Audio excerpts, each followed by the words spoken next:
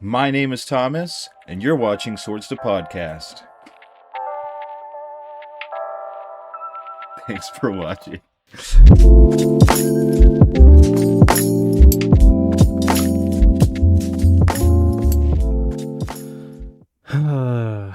Welcome back to Swords to Podcast. My name is Adam. And we the champs, baby! Yo, I don't know. For those of you that don't know, I don't want to sound like I'm some bandwagon fan. I'm from Alaska. Adam can contest.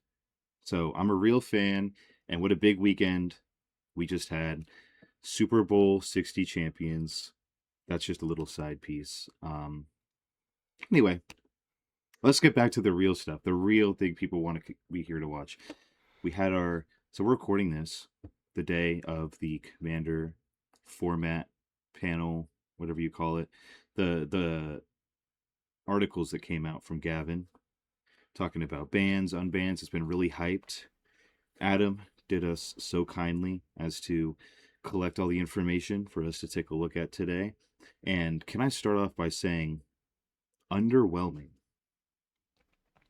Overhyped. Two good words. Without a doubt. I mean, this was probably the most anticipated. Now, it didn't really start to get hot until maybe a week or two before. But we also didn't know this one was coming. It was sort of pardon my French, it was kind of a half-assed leak. As far as we weren't expecting, we were expecting the normal, I guess, what do they normally call it? Just like the standard ban list, ban list changes. Updates. Yeah, we were expecting that, but we were unaware that we were going to get Commander ban lists and game changers edits with this list. But we did, obviously. And yeah, like Thomas said, very, very underwhelming. There were a lot of speculations. A lot of people were calling for a lot of things to get unbanned.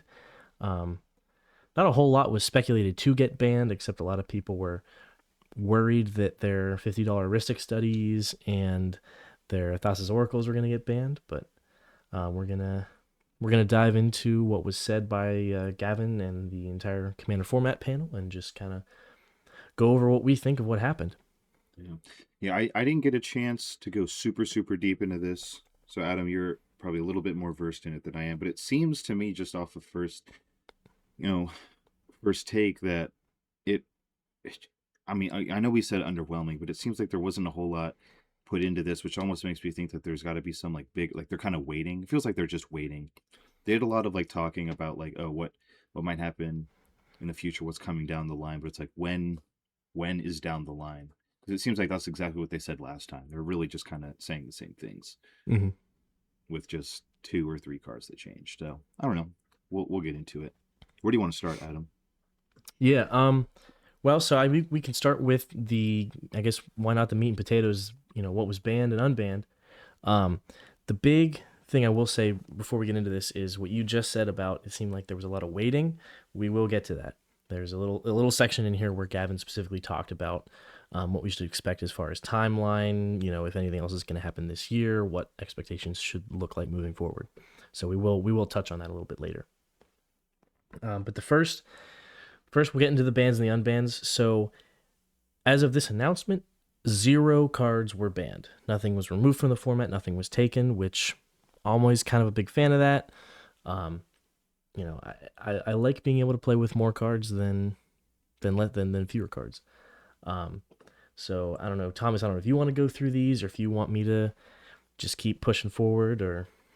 Sure. Yeah. I mean, it's only 2 cards. I guess the first thing that we can say is there was a ton of cards that people were talking about, and I think these 2 cards that they did ban are ones that were expected in a way, but obviously not the ones people wanted to see. This is just kind of obviously, and one of them I do know is really weird, but we can get through the obvious one first. So it's biorhythm.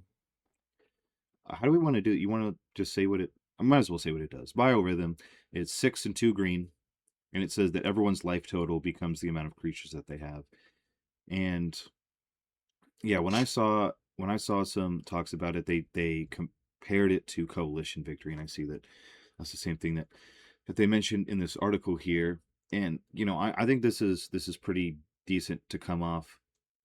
It's definitely a powerful card, I guess, when you consider some sort of like one-sided board wipe and then in the game type of combo there. But I don't. What do you think?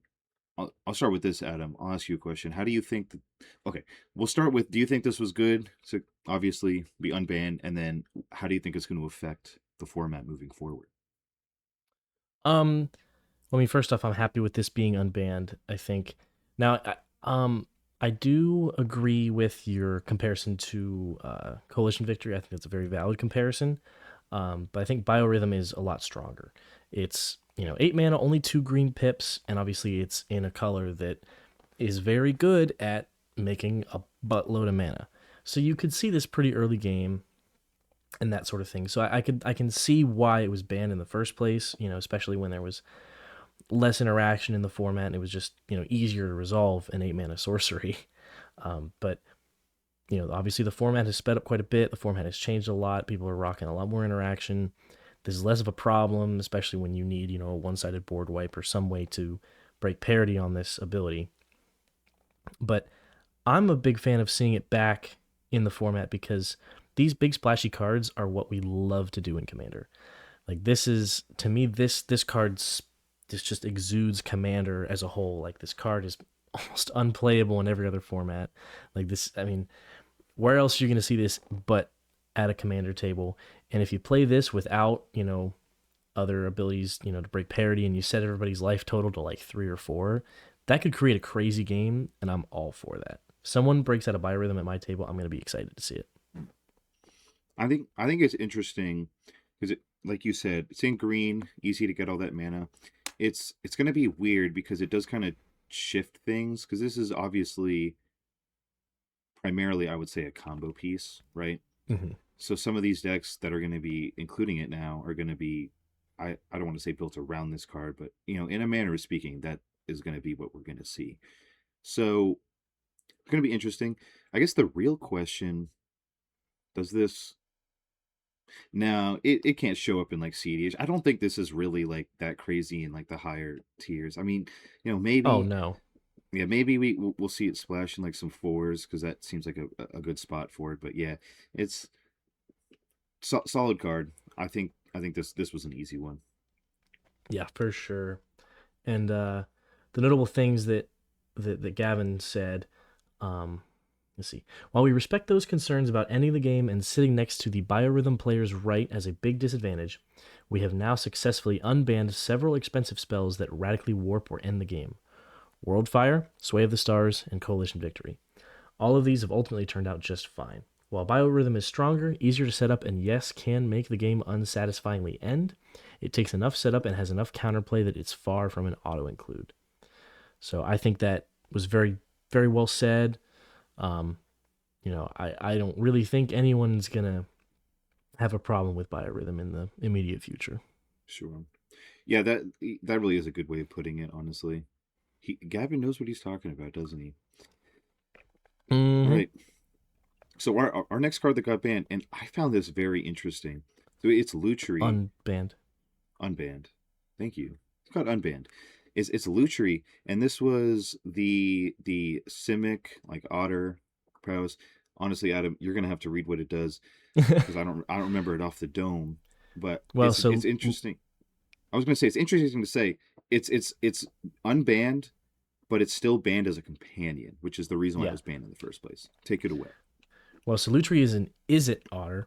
Lutri the Spell Chaser. What did It's I say? one. You said Simic. Oh, I'm sure you probably meant. um, my fault, Lutri is guys. Lutri is 1 generic and 2 hybrid is it mana for a 3/2 legendary elemental otter with companion. And so the companion is a special ability that lets you put Lutri into your hand from outside of the game if and it allows you to use Lutri as your designated companion if you fulfill the requirement.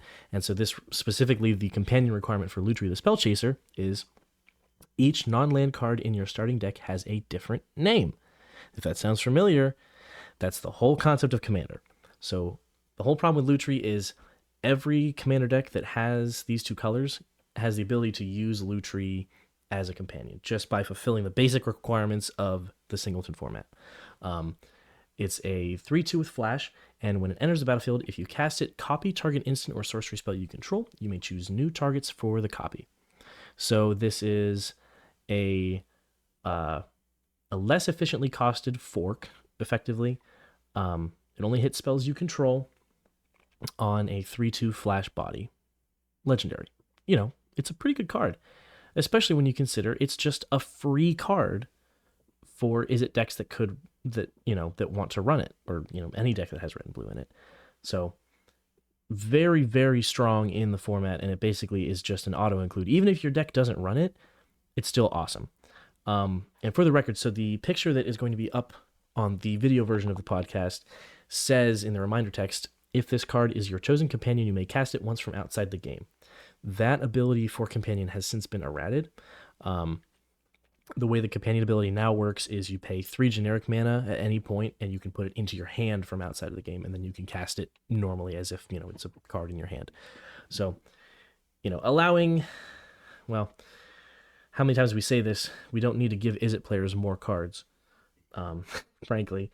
And this one just goes so well in the strategy, being able to pull in an extra card from outside the game for free, or not for free, but in every single game, it just is such a huge competitive advantage. This card definitely deserves to be banned as a companion. And so what the Commander format panel has decided is that this is an awesome thematic card. People love these cute little otters. People really miss playing Lutri, and so they have unbanned it in the 99. So you can put this card in your deck in the 99, and you just can play it like that and use it as an otter that copies your spells. So Alania, or as a commander. So, all you Alania Divergent Storm players can rejoice. You can finally play this Izzet Otter. Cute little guy, and I'm excited to see it. I'm a big fan of them doing this. This seems like a very fitting way to handle this card in Commander. Yeah, I think it's very interesting. It's good that you brought that up because this card is originally from Aquaria. And so then when Bloomborough came out, that's when we got all the otters, all the Izzet. I said it right this time. All the Izzet otters, prowess, all that thing, that whole kindred. Did we ever decide what the kinder? I don't know, whatever. Um I was going in and building a list, and I'm like, dang, like it's kind of criminal that I can't just put this in because it's pretty standard as far as the rest of the other ones go that fit into the deck already. So it seems really good that it's just available. And the one thing I want to say that's interesting, I want to get your opinion on this, Adam, is the fact that they're making that distinction where it's banned as a companion.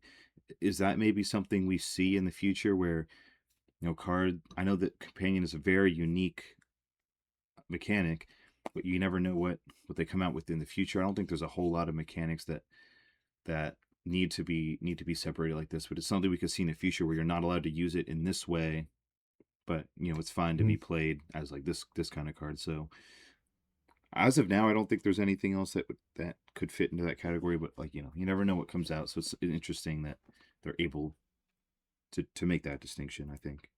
Yeah. Well, and Gavin actually mentioned that. He says, this is different from something being banned as a commander where suddenly someone's entire deck is invalid. So if someone shows up to the table and they're unaware of the rules and they have Lutri as their companion, it's not a big deal. You just say, you can't do that. And then the deck is still fine. You can still play commander with these people. And then he says, second, unlike Legends writ large, we aren't really planning to tap into the companion mechanic much more, and all the ones we currently have are fine. It's not like you're going to need to monitor another list that oscillates. The list is and likely will remain forever just Lutri. So I think it was very smart of Gavin to mention that. I agree with it. It's pretty obvious why Lutri is banned and why it's way too powerful as a companion.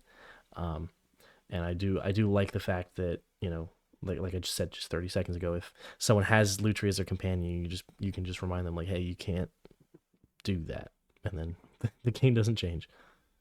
And I think if I'm not mistaken, because normally when they unban something, it goes straight to the game changers list. Lutri is not, or is Correct. he? Yeah. Yeah. So it says right under there, Speaking of unique cases, we are breaking our normal protocol of moving cards from the ban list to the game changers list when they're unbanned for Lutri. Because the card was banned solely due to its strength as a companion and doesn't apply here, there's no reason to gate it as a game changer. So, Which totally agree. Fantastic take on this card being unbanned. exactly. All right, so that does it for the cards that are unbanned. Shall we? I know we're kind of jumping forward in your list, but I feel like we might as well jump down. Oh, actually, I guess it's not really a card that's getting banned. I'm getting ahead of myself. Mhm. Let's just wait off on that. Um, what we have next? Just take us through what we have next. This isn't my show. This is your show, Adam. So, next up in the article, Gavin and the Commander Format panel talk about three major cards that they considered For on. Well, there's three, and then there's one that I added, no, they talked about that one a little bit. It was like but very. not It as a was card that sure, potentially was unbanned. sure. So three big ones, and funny enough, they're all big cards. And these are ones that ultimately the panel decided not to unban for now.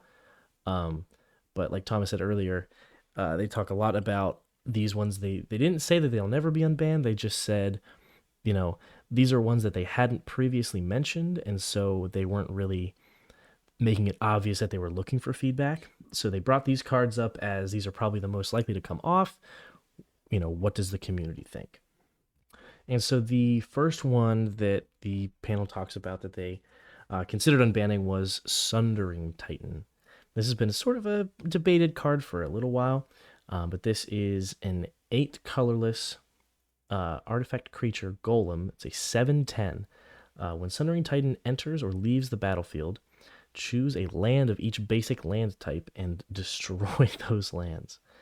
So this is a repeatable, well, it's an easy to ramp out land destruction piece that allows you to hit basically any colored land.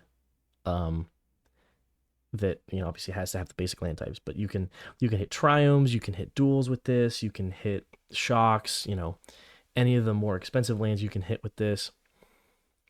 And obviously the whole point of this card is just to be recurred or flickered or just doubling the ETB ability, finding extra ways to abuse it. Like I said, it's super easy to ramp out and just can absolutely be backbreaking. And the big things that the commander panel said was, additionally, Sundering Titan is in kind of a funny spot because the bracket system sets up some nice guidelines against land denial.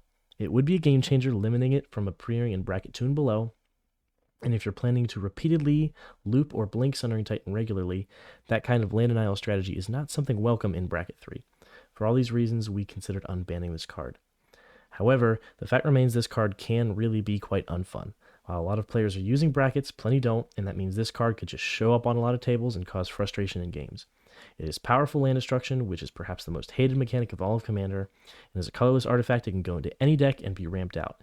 If it goes wrong, it can really go wrong, so we decided not to touch it in this go around, but we'd love your thoughts. I am 100% with this take. Uh, land denial, With keeping it banned. yeah, land denial isn't fun, Okay. and Sundering Titan just gives every deck the ability to do it, and it, I mean, any blink deck could slot this in, and it's just a high end card or a high end mana value on your curve that just totally can destroy the game and make it very unfun for everybody. Yeah, I like that he mentioned like the difference with them in the different brackets, because when you think about it, like in the higher brackets, you're running less basics, so it's less of a chance that you get like some the crazy value unless you're running stuff like your Yavi Maya or something to make stuff the basic land types, which opens it up to, I guess. Well, I guess then you still have to lose like makes everything forest, or the cards that make ones every basic land types. Then you can just choose five, stuff like that. So I do agree with leaving this alone. Um, I don't think it's too crazy because like I said, he has a good point when it comes to the lower stuff. You wouldn't see it in a two.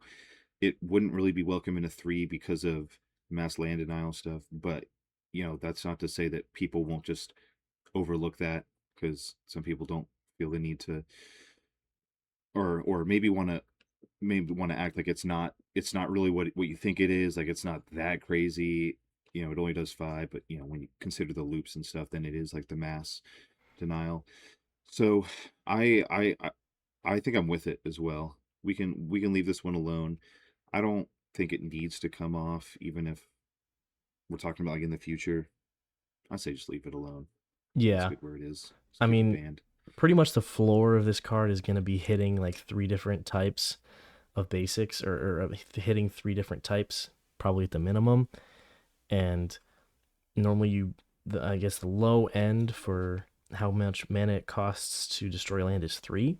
So you're already getting a one mana discount at basically the floor of this card. On a colorless card, on a big body, that's an ETB. Yeah, it's going to be a problem. All right, what do we got next? That's staying on the list. The next card that they talk about is Iona, Shield of Maria. This is, shocker, another very large card. This is 6 generic and 3 white for a 7/7 legendary angel with flying. As Iona, Shield of Maria enters the battlefield, choose a color. Your opponents can't cast spells of the chosen color. This card I was initially torn on. I could totally see it coming back. Um, and I'll just let Gavin take this away. So, what is the upside of unbanning this? Is it going to make Commander more fun to have a creature that can shut down your opponent's games? These were the questions many of us asked ourselves.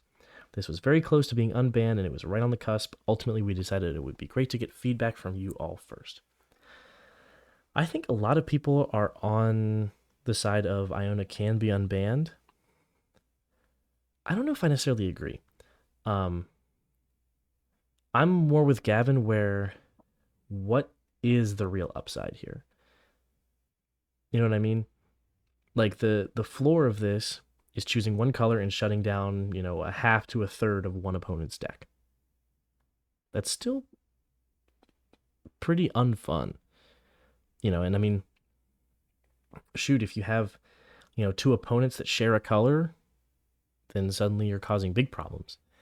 And I mean, this could feel like just insurmountable to come back from. So I am totally fine with this staying on the ban list. I just don't think, like, I understand it's not super strong, and I know that it won't necessarily always be good, but there's really no, like, I feel like there's not enough people begging for this back. Like, nobody really is chomping at the bit to use Iona for good. Yeah, I think keyword is for good there, because you're talking about the floor, and I'm gonna look at the ceiling. Granted, there's a lot of moving pieces that have to come together, but you know, getting away from legend rule, copying it, no one can cast stuff. The key thing here is like it's only your opponent, so it is one sided. So if you can do this stuff to kind of cheat it out, then you just shut down the entire game. Then it's like, where's the fun in that? But then, like, let's go back and look at some of the other things. Like if someone's playing a monocolor deck, that's it. You strategic with the color you choose. Like you choose blue, you're not going to see almost any counter spells. Choose like black or white, and then there's a bunch of the removal gone. So there's yeah, I don't think there's a lot of upside. I do like that they went out for feedback, and hopefully the feedback is negative, which means it stays banned, because I'm definitely on that train as well. I just like there's cars that are just inherently not cool. And Mm-hmm. this is kind of, I think, tops the list. Like there's cars that it's like, oh, like like it's a real groaner when somebody pulls it out. But this would just be like, dude, like really, like what's the point when you're playing a card that just stops people from playing the game? Like, yeah, there's cards that there's stacks and stuff, but that's different. Like stacks is this isn't stacks. This is like mega stacks. I don't know. Keep it banned. I'm good with that. Yeah, agreed. Um, and the last one on the list is a very hot topic item, Gristlebrand. Gristlebrand is 4 generic and 4 black for a 7/7 legendary demon with flying and lifelink, and pay 7 life, draw 7 cards. Gristlebrand is a card. Gristlebrand I mean, the most competitive format, CDH, plays Peer into the Abyss and Ad Nauseum, in addition to the two Necros, Potence and Dominance. But they're playing high CMC spells, and I don't think I've ever seen these decks do anything other than hard casting them. So now imagine a card that can be activated at instant speed. It just draws you the cards, doesn't exile them, doesn't put them in your hand on your end step, doesn't do anything funky, doesn't exile your graveyard, just lets you pay 7 life for 7 cards as many times as you want, and you can reanimate it for 1 mana. And I mean, if this card gets unbanned, it is immediately the newest, latest, and greatest reanimator target. I mean, Gristlebrand stops people in every format that it's legal in. It's yeah. I mean, it's a real card. What sucks is I want to see this unbanned just because Reanimator isn't super strong competitively. I think this card would be super cool to see. And if this card's unbanned, it's never leaving the Game Changers list, period. I mean, like, the whole argument of, oh, you can reanimate a Consecrated Sphinx. Well, you could reanimate a Gristlebrand. You don't have to wait for your opponents to draw cards for you to draw cards. You can just sink 35 life and draw 35 cards. What are your opponents going to do about that? And if they shoot it, you can just pay life in response and draw the cards anyway. Like, this one I'm 50-50 on. I could go either way, but I think it's a really strong card, and it would never ever leave the Game Changers list if it was unbanned. Yeah, I'm kind of feeling the same way. Honestly, I would like to see this one unbanned just because I think it would be really fun to see, all with all the new toys around it. I mean, obviously the old toys do just fine, but I think we have strong enough cards that do something similar. It's obviously not anywhere close, Mm-hmm. but we have stuff that's like almost on this level, so it's like, why not? That's kind of where I'm looking at it. And you do pair this with something like your dude, how many times am I going to think of like the most famous combos and not be able to think of them off the dome?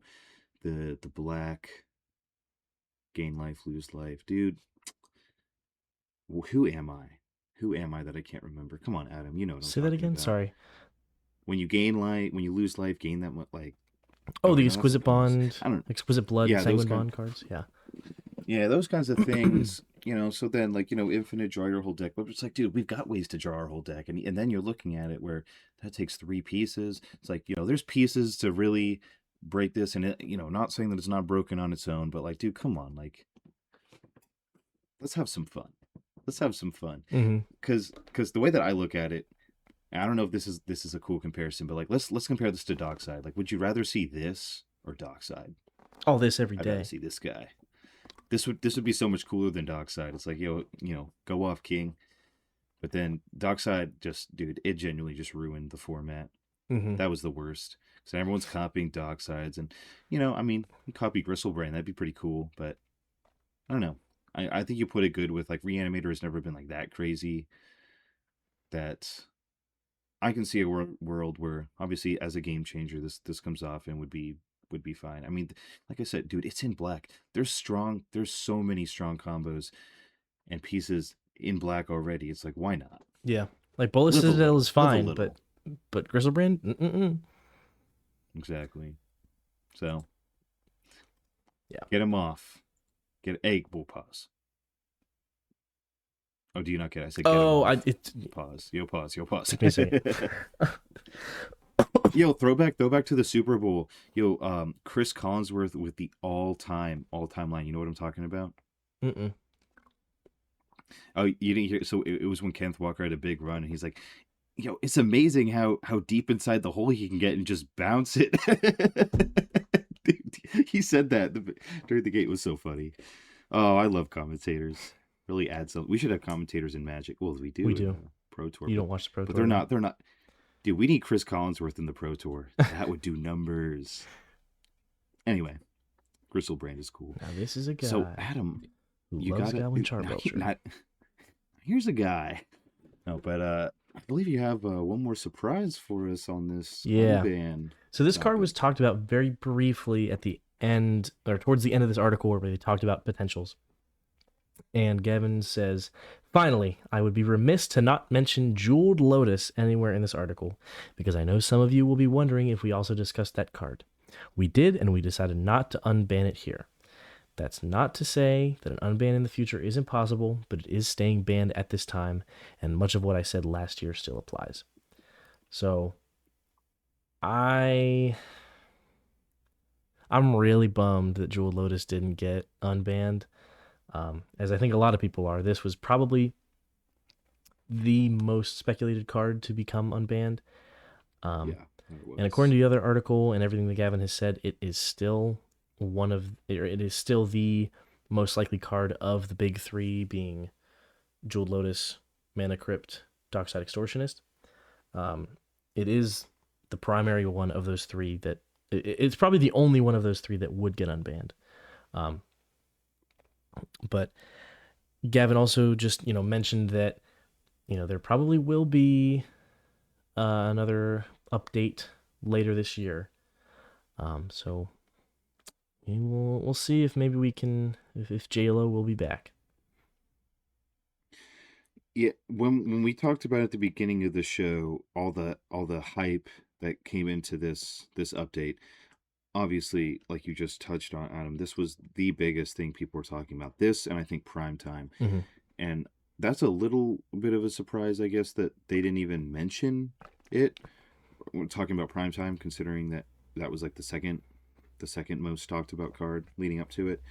But that's fair. I know a lot of people just want that unbanned, but Jewel Lotus I think is just a little bit different because it was already kind of a question mark that it got banned in the first place, and maybe that's just the state of how it was done with the big three, plus Nadu all being done at the same time. So people were like really you had to do all of this, and so that was part of the question, and it really just changed the landscape of the game having all that gone at the same time. So then people are on this wave of just bring this one back. Like it can't hurt.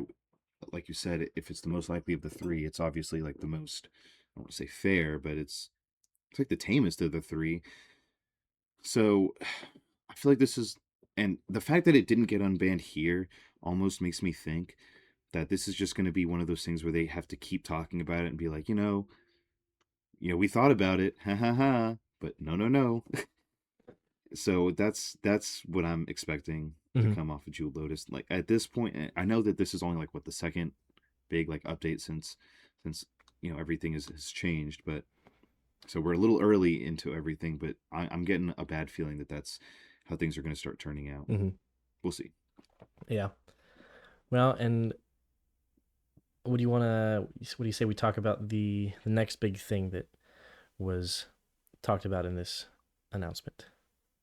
Sure. Yeah, this is something that they talked about during the, did they call it like the beta update when they made the first like big change to brackets. It's something that they mentioned, and I think it was, they didn't word it the same way as they did for Iona, where it was just, we're putting this out there just to get your feedback. It sounded like it was more in the works than just, hey, let's gauge community opinion on this.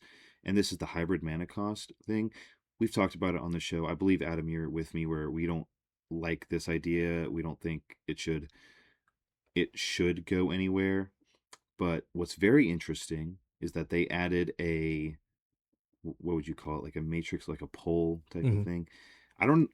I'd like to know where these numbers came from because they didn't cite their sources. I'd like to know where these numbers came from, but they said it's like percentages of people, like how they feel on a scale from 1 to 5 about this change, and they're saying that it's evenly split.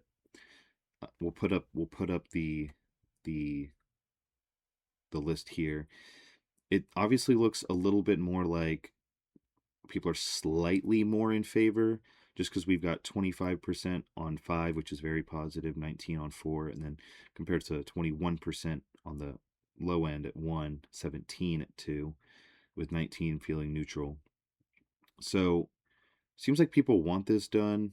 We've talked about it. I don't think it would be too crazy, but I feel like it just kind of goes against what Commander's about. And I know they talk about when it comes to designing cards that that's the point of them. So in limited, sure, and it was a big thing with the set that just came out, Lorwyn. the Lorwyn, where the whole point was like putting cards that aren't actually in your colors in these decks to get like your vivid up.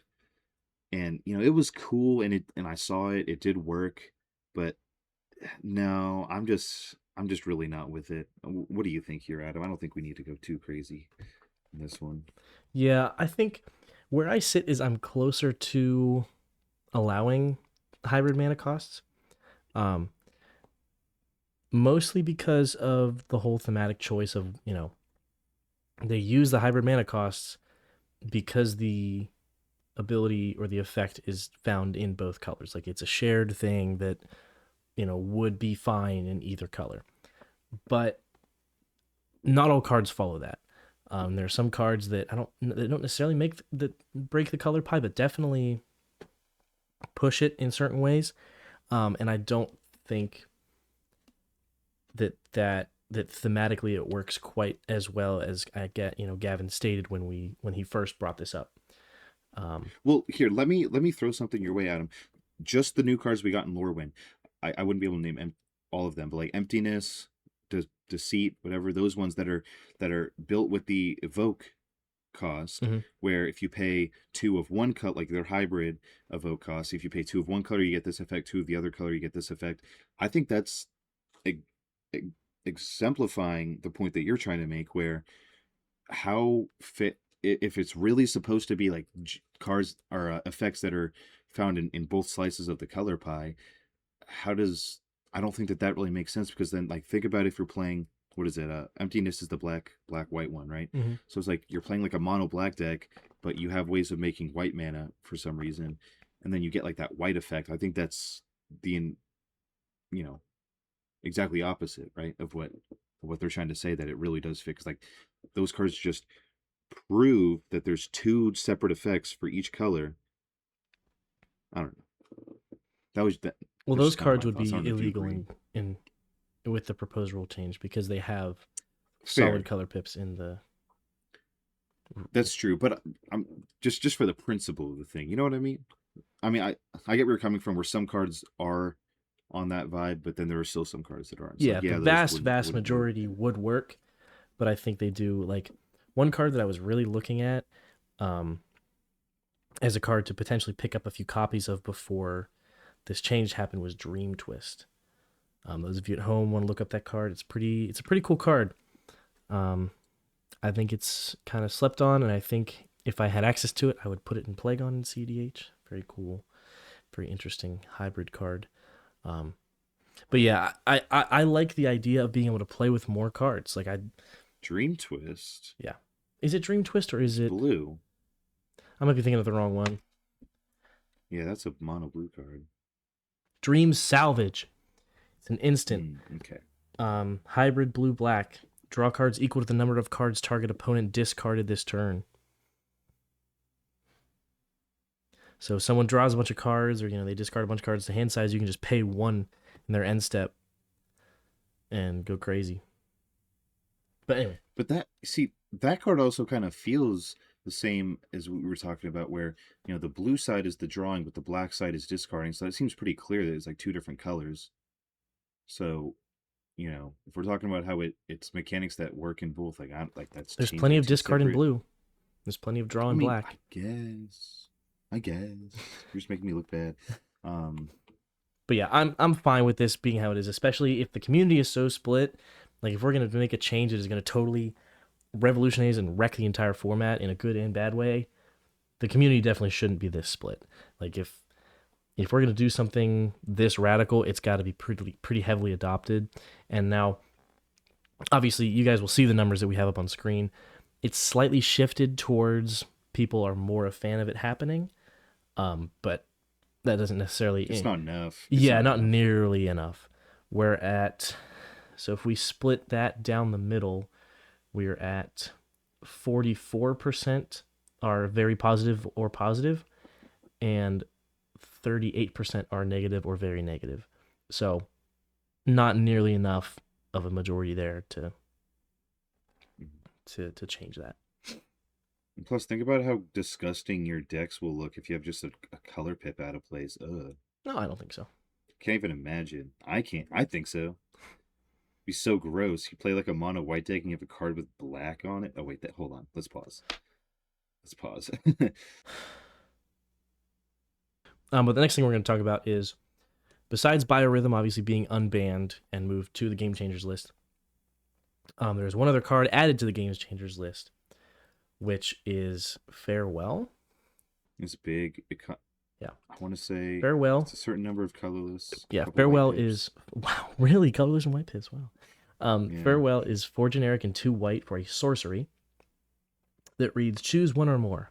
Exile all artifacts, exile all creatures, exile all enchantments, and exile all graveyards.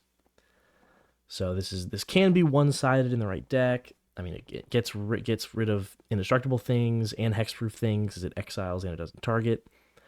It's probably the strongest board wipe paired with a very versatile effect. Um, and the whole argument behind this one is that oftentimes when people cast Farewell, they don't actually have a follow-up plan. It's just resetting the game, and it really upsets people when you play it. I don't necessarily agree. Um, you know, I like to play things called counterspells in my decks to protect my board.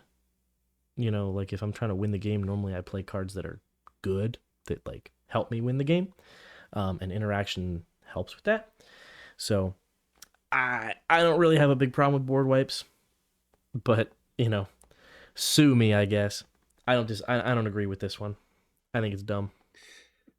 Yeah, I seem to remember maybe it was Ben Bateman or something that when they mentioned it, they like compared it to some they I heard the word mass land destruction when they were talking about Farewell, and I'm like, huh?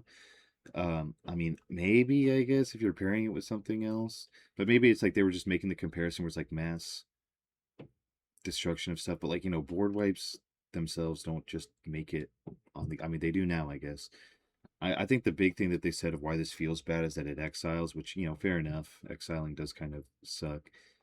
Um, but it also is kind of ridiculous that it's just choose one or more. You can just do all of them, and it's only 6, which feels like it is a little cheap for how much it really does, even though it's it's what's the word? The opposite of one-sided, parallel, symmetrical. Even though it's symmetrical, you know, I kind of get where they're coming from. It's fine. It's not like it's a card I play, so I don't really care that much, I guess. But I feel like they didn't have to do this. I don't, Yeah, L take. I don't know. They did this and they didn't unban Jewel Lotus. Yeah, Good job. nice job, guys. Round of applause. Round of applause. All right. So, am I seeing this that there was any update to the brackets, or they basically just said they're? I thought they just said they're good as they are, and Yes. But the two major things to talk about that they mentioned about the brackets are something that I thought was interesting. We continue to discuss if we want to add an additional bracket to help distinguish bracket 3 decks, but that's a pretty large change that might really fray understanding. So the big thing that they talk about with the brackets is, obviously not everybody is as avid a fanatic of Magic, as people like Thomas and I, or as some of you guys are. So they don't watch videos, they don't search for this article as soon as it drops at 11:01. They don't do these things, and so they only find out about the new commander brackets when they show up to an LGS and they play with someone who has been following it. So there's this trickle down effect that affects some people, and then some people might not know about bracket changes until months prior. So they talk about they really want to be slow and deliberate with bracket changes if they're going to do any, simply because it'll lead to more confusion, and things are just fine. The brackets are just supposed to guide pregame conversation, give us more vocabulary to talk to people about our decks, and more align be on the same page when you're having rule 0 conversations. So I'm totally fine with making no changes. I do think that of all the brackets, 3 is definitely the widest, but I really don't think that adding another bracket would help. I think it would harm. I know, I agree. I really resonated with what you said way back in the day, saying that like, if we go and start adding stuff, then we're just going to get back to the 10, Yeah. and then that already kind of had problems. So I think 5 is good.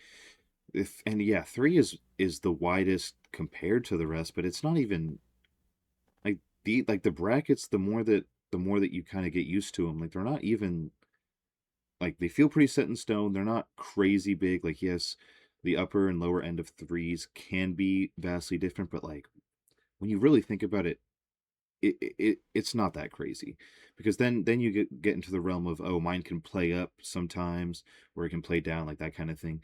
And the one thing I want to mention, I don't know if they said it in the article explicitly, but Gavin did have a really good point that the big benefit of the brackets currently, something you touched on a little bit, Adam, is that the best thing for it right now is the word of mouth, which is really helping to actually define them better. So it's people like us that are commenting on it and like kind of spreading it around and really making them like more distinct.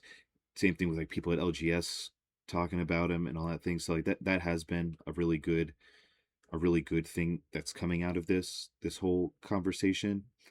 So they're definitely good where they are. I agree. I liked the change that they made last time to kind of move things around a little bit and add more. I don't want to call them rules, but more just explanation as far as what to like expect in different things. But then, like you said, it goes back to just the rule zero. Since you're just playing a game of Magic, and this really just helps you kind of gauge where you're at. And even then, like I said, with playing up and playing down, like your deck can be so strong or so weak, but it really just depends on how you play it. Hmm.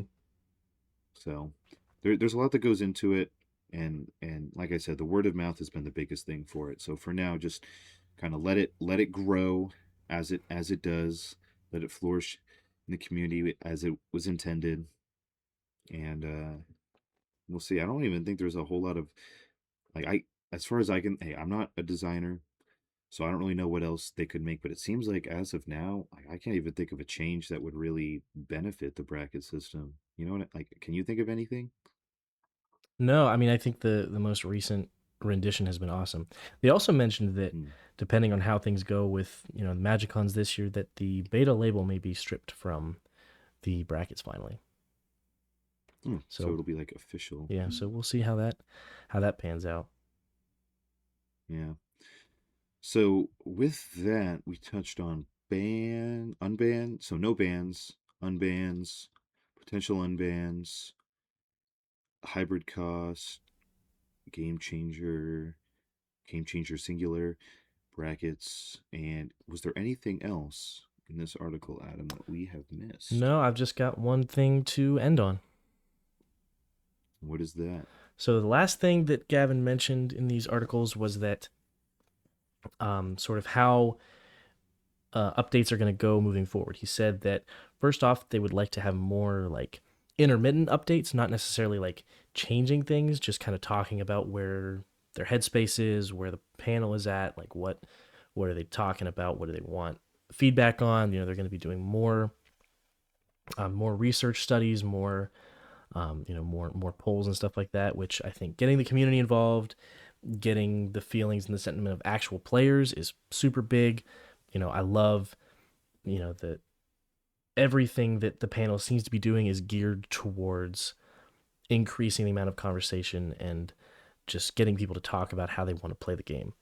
Um, but the other thing is that Gavin says that we are not limiting ourselves to just one ban and restricted update window in a year. If we decide we want to do something such as unban a card, we can come back later this year and do it. That's not to say we necessarily will, and we're not withholding any changes we wanted to make today, but based on your feedback, we have that option. Please be sure to share your thoughts on the cards above and anything else you'd like to see changed with us. So, big ups to Gavin and the team for, reaching out to the community for feedback. That's something that any gaming community can sort of rally around and be like, yeah, this is what we like to see from our development team. So, I'm I'm a big fan of this. Yeah, with the standard bands, those obviously is something that they look at often. Modern, maybe a little bit less, but it's like when new sets come out, it's something they have to look at. Hmm. And it's not just like with the new cards, but it's how the new cards interact with other cards sometimes. So obviously, Commander doesn't have to be as often as standard, but that's not to say that like every time those conversations have to happen for standard, they can't also be like, do we need to look at anything for Commander? So they have the opportunities, which is good. And the one thing I want to say, I mentioned this before. It's like, dude, where are these polls coming from? Like, I want to know who they're polling with these things. Like, you know, does Gavin like just knock on people's houses like, "Hey, do you play Magic the Gathering? How do you feel about Rhystic Study? How about Thassa's Oracle? Do you mind if we do Hybrid Mana Cost? How about we unban Sundering Titan? Like, so many people, like, half the community doesn't even know what these cards are or care. Like, I like that they're engaging the community, but how are they doing this? I want to know. Dude, he's walking up to their house in his black pants, his black dress pants, his white button-up shirt with his black tie. And he's got his little book, and he's like, "Excuse me, do you have a moment to talk about the current state of the Commander format?" I mean, That's what he's saying. frankly, if It's that the book happened, of Gavin. It's the book of Gavin. I don't think I would be able to handle myself if he showed up at my door. If he came, I'd be grabbing him by you'll be that able to tie and handle yourself yanking if him he into my came. house and slamming the door. Get over here! Dude, your mic just like could not handle that just now. Yeah, it's the Discord compressor, but that's the clip. That's the reel now. We're thirsting over Gavin Okay. Verhey. All right. With that, I believe it closes out the list for today. Adam, you're the expert. This is your show. Is there anything else you think we need to talk about regarding today's update? Well, you know, just like Gavin asked for feedback, we're always asking for feedback. Whether or not it's about what we talk about on the episode or just things in general that you think would make the podcast better, anything you would like to see us talk about, anything, you know, anything and everything, throw it in the comments. Let us know what you think. We love hearing from, you know, fans, haters, whatever. Just like tell us what you think about it. You know, we love trying to make the content better. We like, you know, this is our passion project. This is what we love to do. We love to play this game. We love to talk about it. So anything and everything that you guys want to see, whether or not you agree, disagree with whatever we talk about, throw it down in the comments. Let us know. We love hearing from you. Yeah, definitely. And we look forward to see you guys on the next episode. Oh, yeah. We'll see ya. See you then. Oh, wait. Was that a cardio reference? See ya!